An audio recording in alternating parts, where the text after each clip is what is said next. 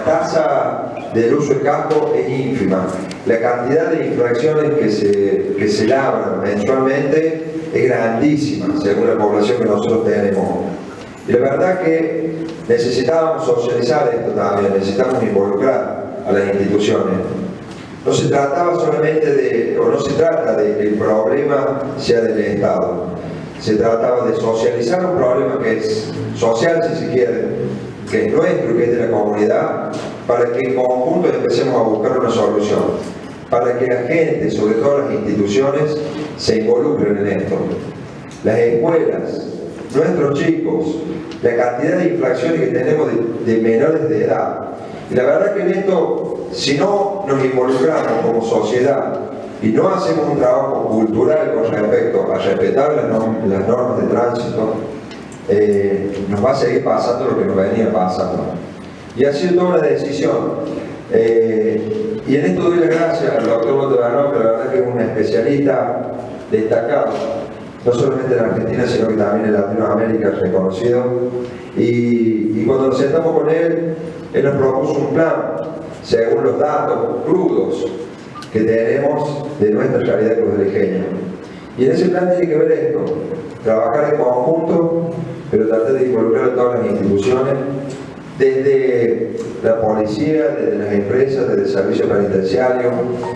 En este tema del casco, involucrarse en que, por dar un ejemplo, ¿no? Un servicio penitenciario que sus empleados que andan en moto y no lleven casco, haya una bajada de línea, haya una concientización, que se involucren a dar el ejemplo. Me contaba el doctor de lo que ha sido venir desde Córdoba hasta acá, viendo en la ruta la cantidad de infracciones, entrando en Cruz del Eje, viendo mamás con niños, porque les tocó salir de la escuela, ¿no? Mamás con niños en moto sin casco, los menores de edad sin casco. Entonces, bueno, hemos decidido avanzar en un plan concreto, a largo plazo también, si se quiere, buscando hacer un trabajo cultural. Y la decisión nuestra, ¿cuál fue? No tomar lo que tiene que ver con secuestro de moto como un elemento de recaudación. La verdad que el municipio recauda secuestrando motos, recauda con multas. Pero ¿de qué nos sirve que al municipio le entre dinero si se nos están muriendo los chicos los fines de semana? Entonces no queremos usar eso como un elemento de ingreso de dinero. Queremos usar como política de Estado la posibilidad de educar, de involucrar a las instituciones y que no tengamos más muertes de jóvenes nuestros que tengamos que lamentar en nuestra ciudad y ojalá que en ningún punto del país. Sabemos que el desafío es grande.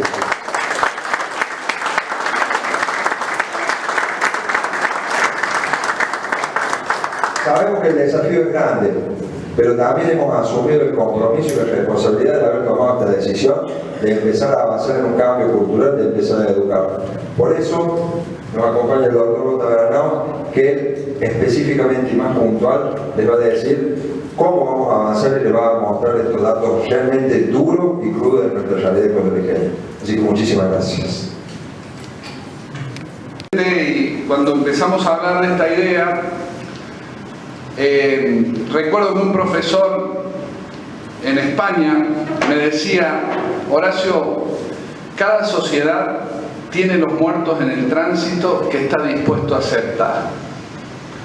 En aquel momento me pareció una frase fuerte, porque me estaba diciendo que si 6 jóvenes no movilizan a una sociedad en 9 meses, ¿cuántos serán los jóvenes que tendrán que morir para que la sociedad de Cruz del Eje se movilice? ¿O tendremos que esperar que sean muchos jóvenes para que sean muchos los que se movilizan? Esta mañana daba charla en una escuela secundaria y una chica me dijo de 12 años: doctor, yo empecé a usar el cinturón cuando tuve un accidente.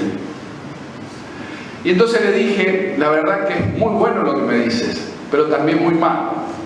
Muy bueno porque ahora usas el cinturón, y muy malo porque tuvimos que esperar que te pasara el accidente para usarlo.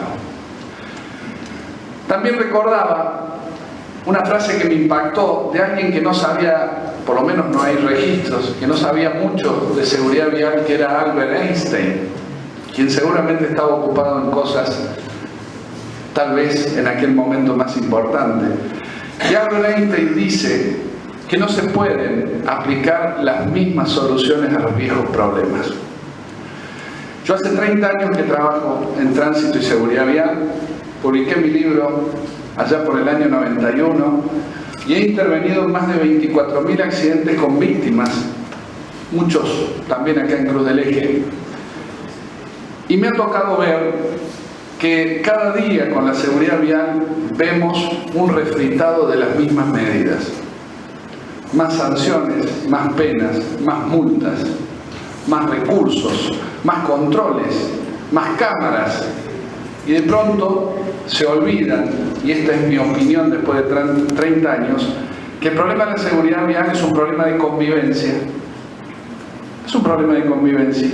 ¿Qué significa? Que somos muchos en un espacio común, como es la vía pública, y que si cada uno quiere hacer lo que quiera, es una convivencia que va a ser pésima. Cuando a mí me dicen qué es lo primero que hay que hacer en un programa de seguridad vial, digo mejorar la convivencia. ¿Y qué significa mejorar la convivencia?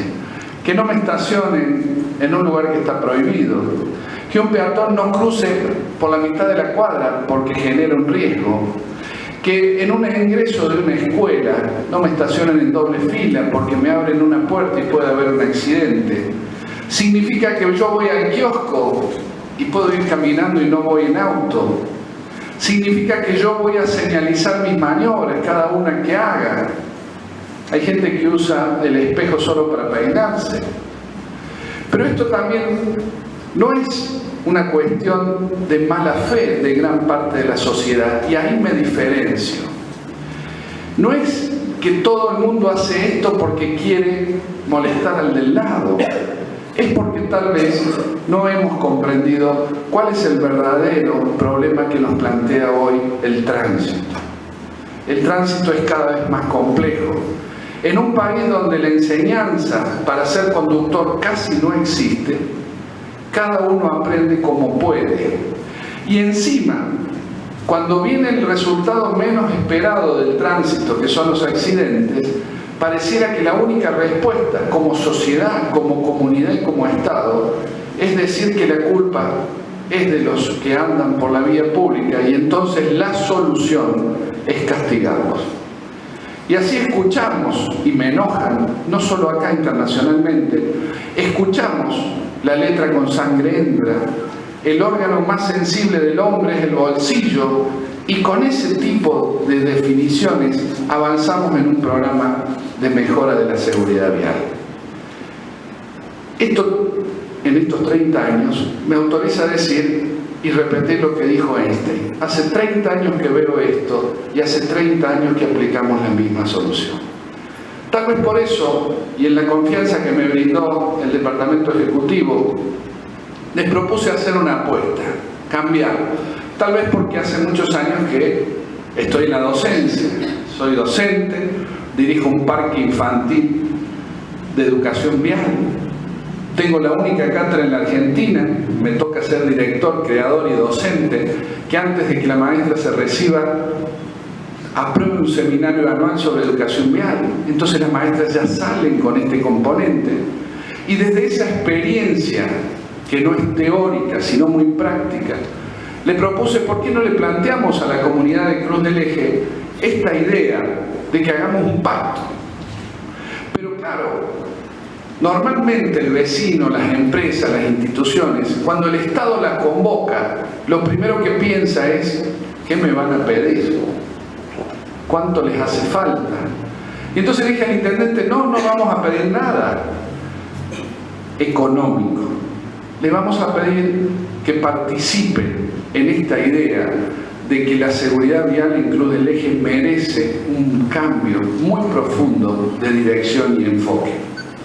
Le dije, llamemos a un pacto, pero un pacto tiene que ser un pacto donde cada una de las partes aporte algo. Y el primero que da el ejemplo, como sucede en cualquier familia, es el padre y la madre. Entonces el Estado tiene que hacer un pacto en donde la comunidad sienta que su participación también tiene un beneficio. Siempre digo que nadie usa el casco si no hay un proceso de seducción que explique cuáles son las bondades del casco. Hoy les contaba, el lunes estuve capacitando a un área de licencia de conducir de la provincia de Santa Fe, y después que estuvimos 2 horas hablando del casco y la moto, la jefa me dijo: nunca en las charlas durante 15 años le explicamos a la gente cuál era el casco que debía usar, cómo lo debía usar y cuál era el fin del casco en términos prácticos. Me dio mucha alegría porque le dije: a partir de ahora, por lo menos, vamos a saber cuál es el casco. A partir de ahora vamos a saber que si un casco no es el casco integral, no está abrochado, no está ajustado, no tiene la calcomanía del jazz.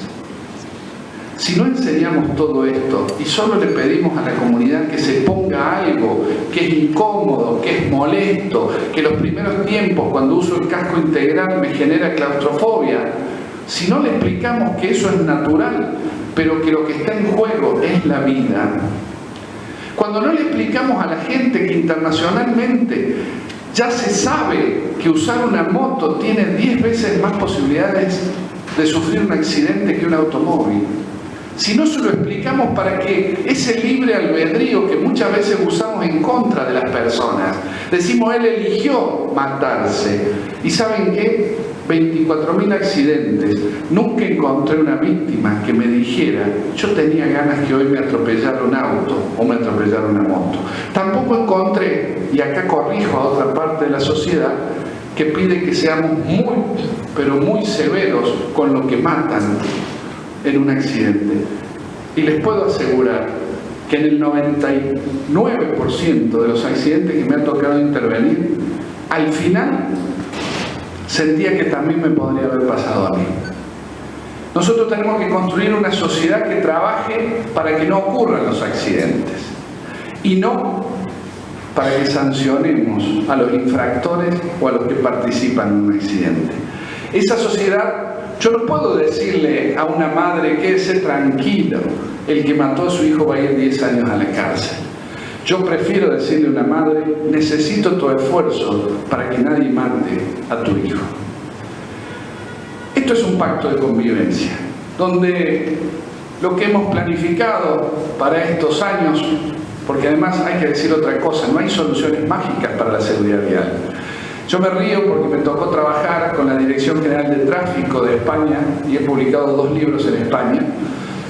Y España, hoy todo el mundo maravillado con España en los últimos años, y a España le costó más de 25 años ser considerada exitosa en Europa.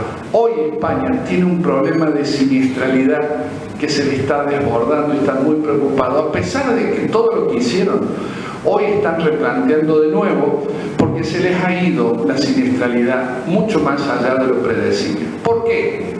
Y España lo sabe, porque a veces el crecimiento de la siniestralidad tiene que ver con los periodos de bonanza económica también. Es decir, la siniestralidad vial es compleja, es multicausal y necesita programas en donde el centro del programa siempre, lo digo yo y me hago cargo, debe ser el hombre. Si yo no cambio y mejoro al hombre, la siniestralidad vial va a seguir repitiéndose. Un pacto de convivencia significa que el municipio va a hacer un esfuerzo especial con la seguridad vial.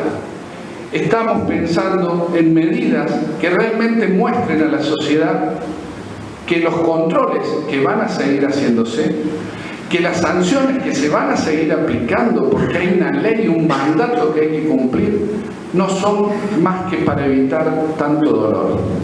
Alguien me decía: la seguridad vial tiene como objetivo fundamental evitar el dolor. Y díganme a alguien de la sociedad que no esté de acuerdo con esto. Si nosotros podemos transmitir a una sociedad que todo lo que vamos a hacer tiene que ver con preservar la vida y la calidad de vida, creo que ya estamos cambiando el discurso. En ese marco, la idea es presentar un proyecto en el Consejo Deliberante para crear un banco de cascos con los fondos, con parte de los fondos de las multas, es decir, que la multa sea percibida como lo que es Es decirte, esto no se hace, pero también esa multa no entra para otro fin que no sea el evitar los accidentes. También buscar formas. Yo no quiero secuestrarte el auto o la moto, sino lo que quiero es evitar que tu infracción se transforme en una tragedia. Entonces, buscar métodos alternativos para no secuestrar la moto o el auto en determinadas circunstancias, tal como por ejemplo lo que pasó con la alcoholemia en muchas legislaciones. Si va un conductor con licencia, se somete a la prueba, el conductor que estaba en infracción admite la infracción, se le permite llevarse el auto con este nuevo conductor. Vamos a buscar la forma para que esto también sea una posibilidad para la moto, para que sepa que lo que nos interesa es que primero protegerlo al propio infractor de que no sufra una tragedia y en segundo lugar mostrarle que la multa no es lo que tiene que generar un cambio, sino la posibilidad de preservar la vida y la calidad de vida. También hay otros proyectos, porque este es el esfuerzo del Estado. Vamos a trabajar con los docentes, que los necesitamos. El docente es el gran multiplicador, y lo digo con mucha experiencia, de las conductas seguras. Vamos a formar los recursos humanos del municipio que sean necesarios. Queremos, en definitiva, que aquel que corrige a un conciudadano lo corrija desde el convencimiento y la formación adecuada. Vamos a trabajar con las empresas, a quienes convocamos. Las empresas tienen que saber, si no lo saben, que el 65% de las muertes el año pasado en la Argentina por accidentes de trabajo se produjeron por accidentes de tránsito. No hay ninguna empresa que no debería saber este dato. Hoy es más riesgoso ir y volver del trabajo que trabajar en cualquier rubro que ustedes imaginen en la Argentina. Estos datos son de la Superintendencia de Riesgos del Trabajo. Es decir, ¿qué empresa no va a buscar preservar la vida de sus empleados? Y en esto los vamos a convocar. Previamente lo vamos a escuchar y vamos a tratar que firmen en los próximos días y vamos a fijar una fecha para que se involucren y todas aquellas acciones que podamos colaborar con la empresa sin pedirle nada, sino colaborar con la empresa, no tengan ninguna duda que lo vamos a hacer. Esto es un poco el lanzamiento del pacto. Esto es un poco decir, el Estado no renuncia a nada con esto, al contrario, el Estado legitima una política. Yo le pido al vecino que me diga qué quiere, y si él me pide un lomo de burro al frente de la casa, yo le voy a explicar por qué no, porque el tránsito cada vez es más una cuestión técnica. Si a mí el intendente dice quiero poner un semáforo acá, le voy a decir primero vamos a investigar si el semáforo es la solución para este problema. Lo que queremos darle al ciudadano, la garantía de escucharlo y darle las respuestas, que a veces, como esta mañana me tocaba decirle a una persona que me hacía una consulta técnica, a veces la respuesta es decirle no, pero cuando uno es padre sabe que ciertos no son indispensables darlos. En una sociedad que hemos comparado con la familia, cuando el intendente y su equipo digan no, le darán una respuesta técnica, una respuesta que tenga que ver con el problema, para que el vecino se sea parte. A veces el problema no es que no hagan lo que yo digo, a veces el problema es que ni siquiera me escuchan lo que yo propongo. También vamos a trabajar con un ingeniero vial, con especialización en seguridad vial, a quien le vamos a confiar aquellos puntos de conflicto de la ciudad, porque la infraestructura puede ayudar. La infraestructura, de hecho, mejora la seguridad vial. Pero, ¿qué ha pasado hasta ahora? ¿Y qué hemos hecho lo que nos ha parecido? Y hasta ahora tal vez funcionó, pero en estos tiempos, la infraestructura vial, la eficacia o no de la infraestructura vial, es algo cada vez más técnico. Lamentablemente, ya no se puede resolver con aquel viejo criterio más o menos así, el masomenismo argentino, en ciertas cosas cada vez es más difícil aplicarlo. Yo quería no prolongarme mucho, pero darle los lineamientos técnicos de lo que vamos a hacer, agradecer mucho la apertura. Yo quiero decirles que de mi experiencia recorriendo el país, creo que es la primera vez que escucho un pacto de convivencia vial. Yo sé que es difícil, yo sé que la gente no se quiere involucrar, no tiene tiempo, pero es la oportunidad. Le abrimos las puertas, le abrimos los brazos para todo lo que puedan ayudarnos. Eso nos va a dar mucha fuerza y va a devolver en muchas acciones que esperamos sean productivas. Yo quiero mostrarles, porque a veces consumimos los medios nacionales, los medios provinciales. Hay 15 a 18 muertos por día en la Argentina, hay 3.300 muertos según la Organización Mundial de la Salud en el mundo por día, hay 20 millones de discapacitados al año por accidentes viales en el mundo, 20 millones. El gran problema, a veces nos quedamos con los muertos, pero para que tengan una idea de lo que se maneja en las estadísticas, por cada muerto hay 5 discapacitados. Por lo cual, esta es una pregunta: ¿qué significa un discapacitado? O alguien me dijo un inválido. Doctor, no me diga discapacitado, soy un inválido. Significa que por un accidente vial he perdido un miembro, he perdido un sentido o he perdido una función. Estos no los relevamos. En la Argentina no hay datos de estos discapacitados, pero les puedo asegurar por la experiencia profesional que son muchos más que los muertos. A nivel internacional se dice 5 veces más.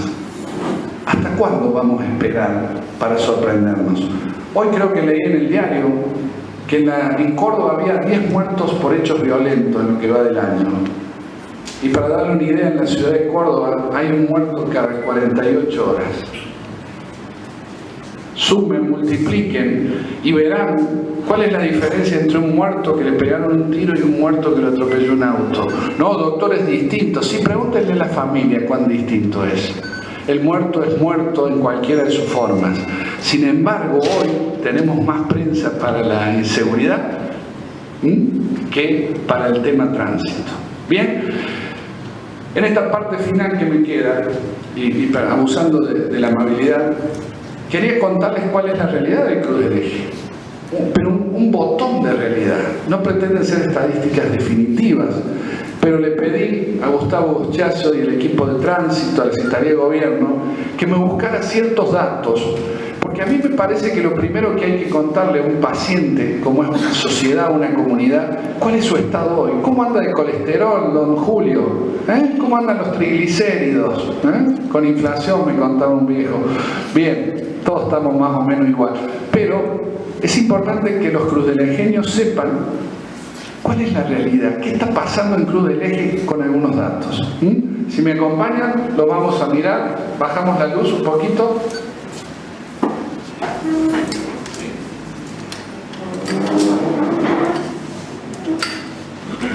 Esta foto la tomé hace unos años, cuando vine a dar un curso de inspectores hace muchos años. Y en este lugar también me acuerdo que dimos un curso de maestras, de formadores. Fue la primera, no la primera, la tercera experiencia que hicimos en el país. Hoy le quiero decir que ese curso que hicimos en Cruz del Eje, pionero, hoy ha pasado por 10 provincias argentinas con autorización y aprobación de todos los ministerios de educación, por Chile, por Uruguay, y el martes que viene lo llevo a Colombia. El mismo curso que hicimos en Cruz del Eje y que lamentablemente por ahí no se siguió y no se aprovechó. Pero vamos a mirar Cruz del Eje, primero planteándole cuál fue la identificación del curso. Entonces se nos ocurrió este pacto de convivencia, hacer una rueda que puede ser un volante, un círculo, y dentro de lo que es habitualmente un volante, que lo integraran muchas manos y que en el centro de esas manos se distinguiera claramente el esfuerzo, el movimiento, la acción mancomunada de muchos distintos. En una primera versión era todo blanco y negro, pero le dije, no, poneme mucho color, porque quiero que se note que cada brazo es de un sector diferente, de una persona diferente. Este pacto de convivencia vial tiene un lema: soluciones consensuadas legitiman decisiones. Qué horror cómo han escrito decisiones, me acabo de dar cuenta. Qué horror, perdón por el error y el horror. ¿Qué quiere decir soluciones consensuadas legitiman decisiones? Que si muchos estamos de acuerdo en que esto hay que mejorarlo, claramente las decisiones van a tener más fuerza en la sociedad. Vamos a ver los datos. ¿Dónde fuimos a pedir los datos? Al hospital, a la policía, al área de tránsito. Fíjense este dato, durante el año 2015 se atendieron 452 personas lesionadas por siniestros viales. 452 personas. Lo que significa 1,25 pacientes por día, o si queremos hacerlo más fácil, cada 5 días 6 pacientes, cada 4 días 5 pacientes, cada 4 días 5 pacientes. 66% eran de sexo masculino. Cuando yo empecé a investigar el tránsito, las víctimas masculinas eran entre el 80 y el 90. Hoy, tal vez por la mayor actividad de la mujer, empiezan a emparejarse esos datos. Este dato es impactante. El 13% de los pacientes eran menores de 14 años. ¿Quién tiene la culpa en un accidente de un menor de 14 años? El menor, me dicen. No. Cuando tienen responsabilidad los padres, tiene responsabilidad a veces la escuela, cuando no programa correctamente el ingreso y el egreso, cuando no hay una búsqueda de una salida ordenada a través de muchas decisiones que se pueden lograr. Yo puedo cambiar, nosotros hicimos un programa de una escuela grande, de hoy tiene más de 3.000 alumnos en Córdoba, cambiamos el ingreso, mejoramos el ingreso, pero la medida más efectiva fue cuando separaron el ingreso del secundario del primario 15 minutos más. A veces la decisión de seguridad vial es una decisión muy simple. Hay que tener el asesoramiento y el conocimiento técnico. A veces no es poner un policía en cada escuela. Yo siempre digo que si tenemos que poner un policía en cada escuela hemos fracasado, no hemos entendido la seguridad vial. Entre el 1 de enero del 2016 y el 31 de agosto se registraron policialmente 43 siniestros de tránsito. Fíjense esto, interviniendo en un 75% por lo menos un motovehículo. ¿Vio, doctor? La culpa es de las motos. Yo dictamino todos los días accidentes con autos y motos. ¿Siempre es la culpa de la moto? No, de ninguna manera. El problema es que la moto siempre, en cualquier accidente, termina pagando los costos más caros. Y con esto no hablo bien ni del motociclista ni del automovilista. Hablo mal de cómo estamos enfrentando el problema. ¿Qué significa el 75% participó por lo menos una moto? Que por lo menos tenemos un lesionado, por lo menos, que va a ser claramente el motociclista. Por eso nuestros hospitales, ni que hablar del hospital de urgencia en Córdoba, hay que ir un día a ver lo que es el hospital de urgencia de Córdoba. Y preguntar cada paciente de dónde viene. Y preguntar, pararse en la puerta de shock room y terapia intensiva. ¿Quiénes van a shock room y terapia intensiva con mayor frecuencia? Y decirle a las mamás, que esto deberá ser un eje de campaña, que si le damos una moto a un menor, además de estar violando una ley, está poniendo en un riesgo de 10-1 a ese hijo que le permite andar en la moto. Una mamá que es capaz de donar su riñón para salvarle la vida a un hijo, de hacer lo imposible por su hijo, de pronto, por falta, y esta es mi conclusión, de formación y de información, pensamos que la moto no es un problema grave. ¿Cuál es la tipología de accidentes en Cruz del Eje? Automoto, 42%. Pick-up moto, 19%. Fíjense, una tipología nueva. Moto, 7%. Moto casual, como solemos decir, es decir, moto que se cae sola o impacta, 7%. ¿Se dan cuenta por qué tenemos que trabajar mucho? Porque nuestros motociclistas, al igual que nosotros, los automovilistas, nos hemos deformado de la misma manera. El otro día le preguntaba en un grupo, en un curso que damos, se llama Manejo Seguro y Responsable de Moto, todos moteros de muchos años de experiencia, le preguntó si sabían lo que era la regla del 70-30. Como eran cordobeses, nunca falta uno que en el fondo me dijo 70 de coca y 30 de fernet. ¿Vieron esto? Los cordobeses son muy rápidos. Le digo, ¿no saben lo que es la regla del 70-30? No. Es la regla de frenado de la moto. Y ustedes la aplican, pero la aplican después de haberse caído o asustado varias veces. ¿Qué significa 70-30? La forma de repartir el frenado entre rueda trasera y rueda delantera. Y así le fui preguntando. Incluso le pregunté si la moto, se subía a la moto como al caballo por la izquierda. Así dicen la gente de campo. O si había algún secreto de dónde me subía la moto. No, nadie sabía. Le digo, la moto se sube desde la vereda. Es decir, pongo la moto en el cordón. ¿Por qué? Porque hay mamás o papás que van a buscar a los chicos a la escuela, lo hacen bajar a la calle y de la calle lo suben a la moto. Ah, pero nadie me lo enseñó. Nadie te lo enseñó. Por eso te lo tenemos que enseñar. O el problema más grave que tenemos en las escuelas, me dejan los chicos en la vereda del frente.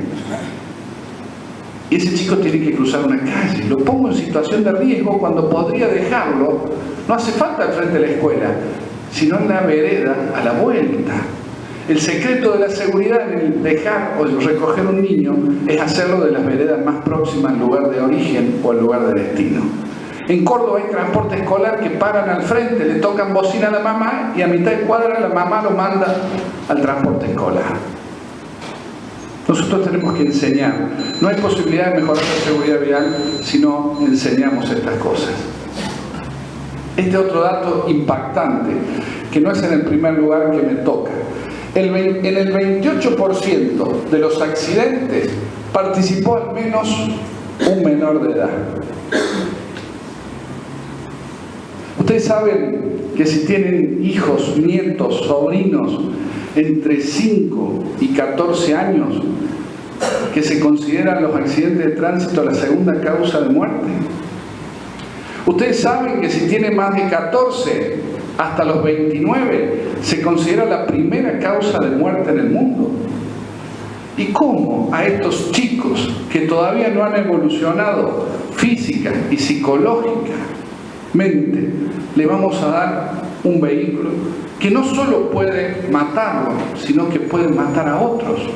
El otro día, la semana pasada, me tocó intervenir en un accidente donde una moto le sacó de las manos un cochecito y mató a la niña de 3 años. ¿Alguna vez vieron una publicidad que enseñe cómo cruzo la calle con un cochecito? No, acá trabajamos. No tomes, si tenés cerebro, usa casco, atate a la vida. Y ya creemos que con esta frase ya hicimos educación vial. Hoy la educación vial es concreta. Hoy a los chicos del 5º año en la escuela les decía, si se les rompe el auto, ¿saben cómo poner las balizas? Las balizas portátiles. No, una adelante, otra atrás, las dos atrás. ¿Y las dos atrás dónde las pongo? ¿A 10 metros, a 2 metros, a 5 pasos? ¿Quién sabe esto?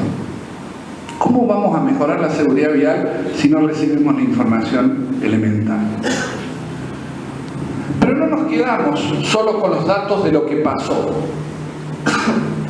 Yo les pedí a la gente de la municipalidad que pusiera durante unos días en puntos estratégicos de la ciudad, a la mañana, a la tarde y el fin de semana, personas a contar los autos que pasaban y las motos que pasaban, y que pusieran cuántos de los conductores que pasaban en auto tenían el cinturón puesto, cuántos no lo tenían puesto. Hicieran lo mismo con la moto. ¿Cuántos conductores tenían el casco? ¿Cuántos no lo tenían? Y por supuesto no quise entrar en detalles. ¿Cuántos de los que tenían el casco lo tenían abrochado y ajustado? No entré en ese detalle. Pero quise que no miráramos solo los resultados, sino qué estaba pasando en Cruz del Eje en materia de comportamiento. Fíjense que nos va a servir como un primer paso. ¿Cuántos automovilistas en porcentaje usaban el cinturón? 4%. 4%. Si 4% de los conductores usaban cinturón, yo les puedo asegurar que los pasajeros de atrás es 0%. Pero doctor, en Ciudad el Cinturón es el lugar donde nos da mayor seguridad. En un accidente a 50 km/h, el impacto de los ocupantes del auto, si impactan contra la vereda, contra la calle o contra los parantes del auto, equivale a caer de un tercer piso. ¿Ustedes han sentido la sensación de caerse de un tercer piso? ¿Y por qué no lo usamos en ciudad? Porque estamos llenos de mitos, el tránsito está lleno de mitos. En el taxi, en Córdoba, yo peleo todos los días que subo un taxi porque no encuentro el cinturón. Y la gente me dice, doctor, pero no me joder el taxi por 10 cuadras. ¿Quién le dijo que en 10 cuadras no puedo tener un accidente? ¿Alguien? ¿Ustedes saben que más del 75% de los accidentes ocurren en proximidades del domicilio de una de las partes? ¿Saben eso? Son datos estadísticos. Después fuimos a mirar el casco. ¿Por qué el casco?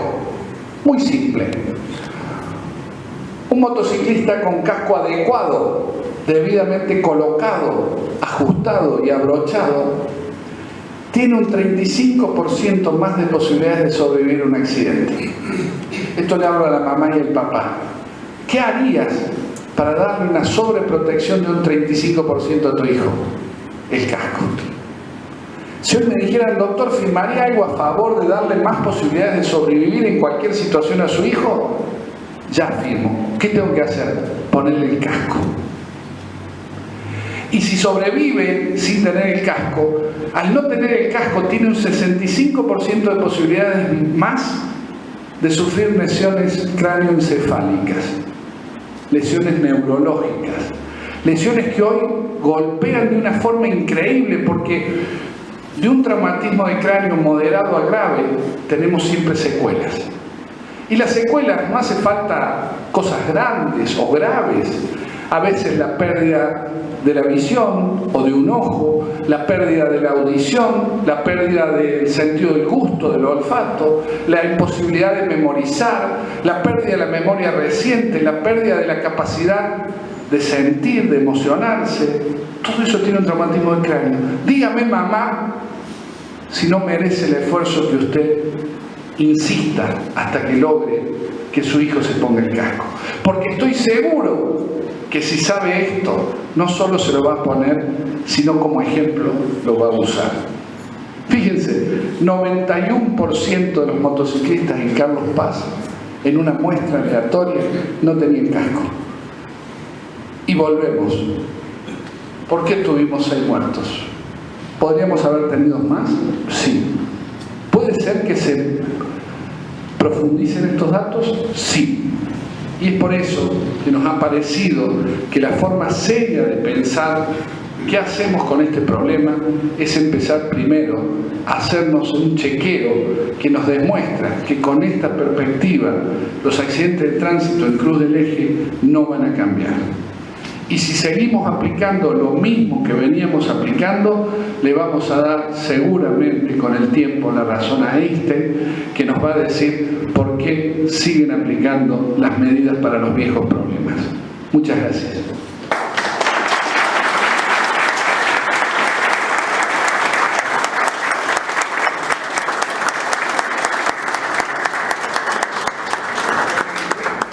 ¿Alguien quiere hacer alguna pregunta?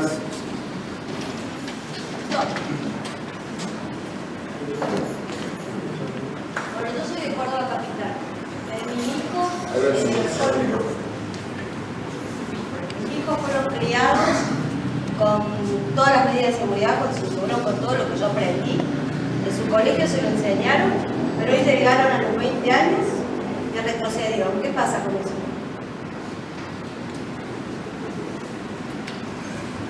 Hay una etapa que son los adolescentes, los jóvenes, que es difícil saber digo como padre, te voy a contestar primero como padre. Cuando yo tengo 3 hijos, cuando miro a los 3 hijos, veo que hay comportamientos totalmente diferentes.